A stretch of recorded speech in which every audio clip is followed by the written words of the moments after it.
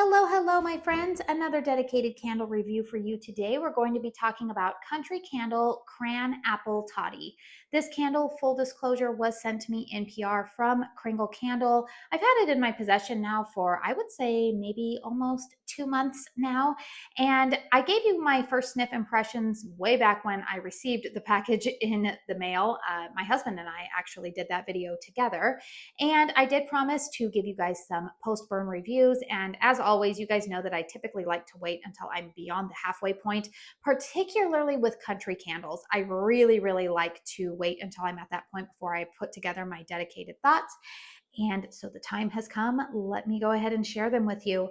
This is one of the 2-wick large jar formats with the colored 100% soy wax.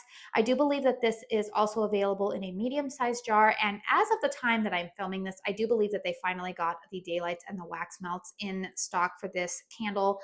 So if after this review you're still on the fence, but you're curious about the fragrance, I would probably always direct you towards purchasing a fragrance in a daylight or a wax melt, so that way you can just kind of get an idea of what the fragrance smells like for yourself. But anyways, let's go ahead and talk about this one. This specific candle that I am reviewing has a pour date of August 23rd, 2024.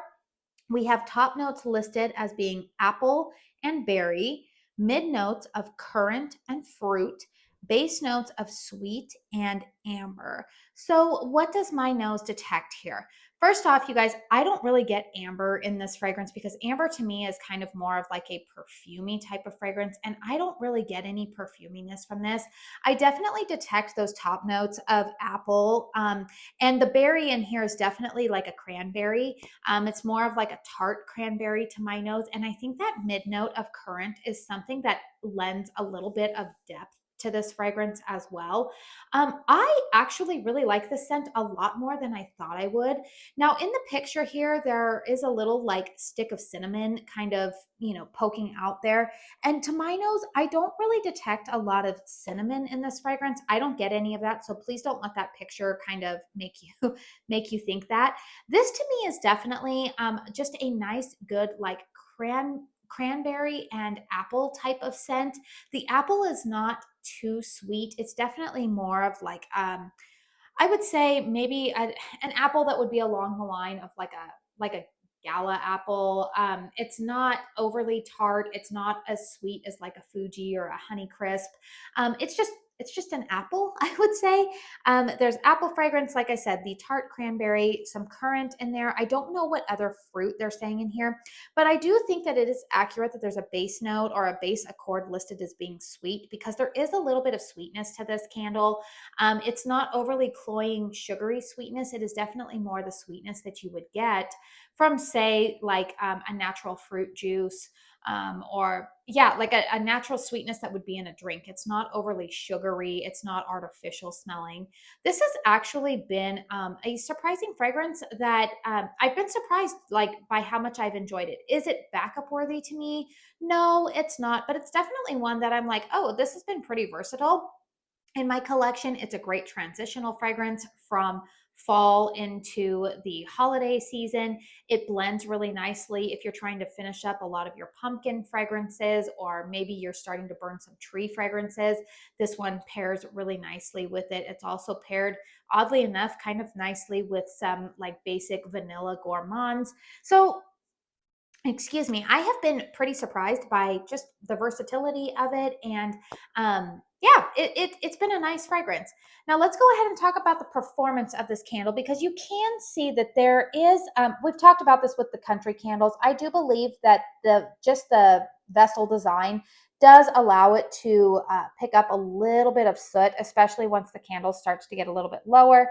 I'm going to turn it like this here. Now, can you see how close those wicks are together? I've had a few country candles do this to me. Not all of them are, but these wicks are pretty close together. That being said, it hasn't really impacted how accurately or how well this candle can pull out. You can see that I have a pretty decent wax pool, and this candle has been lit for about 1 hour.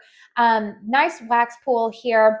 And the wicks, I have been trimming a little bit, but they're not the like overly aggressive thick burning flame throwing wicks that some of the candles, especially once Country Candle went to the 100% soy formula, I know that they have really been trying to find the right type of wicks for this specific design of candle. And, they're not overly thick and aggressive, but I have been trimming them between burns. Strength and throw on this one. Okay, here's the thing, you guys. This fragrance is a little bit sneaky, I would say, in terms of strength and throw, because this is a candle that I was thinking like, oh, this isn't super, super strong.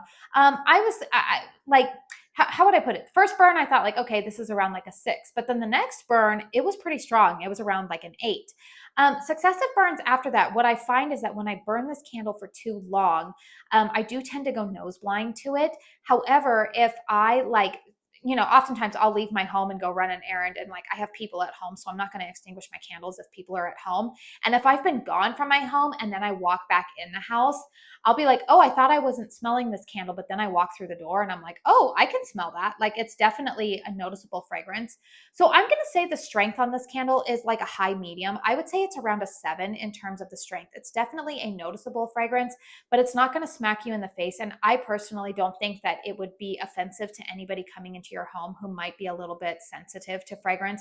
It's not as like pow as say like a cinnamon based fragrance, but also it is noticeable, and it's stronger than say like some of your basic vanilla type of fragrances, which I know that I'm comparing fragrance notes here that are not listed in this candle, but I think a lot of us who frequently burn candles, we tend to know, like there comes some association and knowledge the more familiar you become with fragrance notes. For me personally, like I said, cinnamon performs really well in my home, usually going to be very, very strong and potent. Vanilla's usually a little bit more, they're a lot lighter. This is kind of like in the middle of the road. It's definitely noticeable. It's a nice fruity fragrance that transitions. If you like fruity fragrances for this holiday transitional time, I think that you would like this. But I will say that the projection on this, now I think it might be where I am burning it in my living room. I do have one spot on a quilt rack that sits along the wall near my front door that for whatever reason, a lot of candles just seem to project really, really well from that spot.